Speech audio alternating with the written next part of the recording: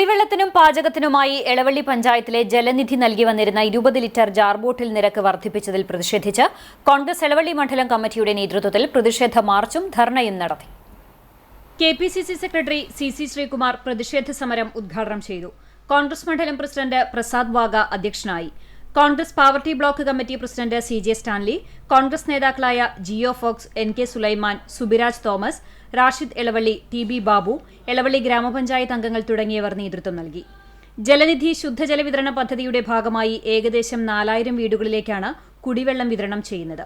കൂമ്പുള്ളി കനാലിലെ ഇടിയഞ്ചിറ റെഗുലേറ്ററിന് സമീപമുള്ള കുടിവെള്ള സ്രോതസ്സിൽ നിന്നും വേനൽക്കാലത്ത് വെള്ളം പമ്പ് ചെയ്യുമ്പോൾ ഉപ്പുവെള്ളം കലരുന്നത് പതിവായിരുന്നു.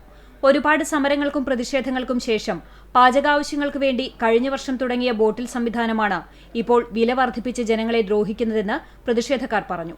30 രൂപയ്ക്കാണ് 20 ലിറ്റർ ജാർ വെള്ളം ലഭിച്ചിരുന്നത്.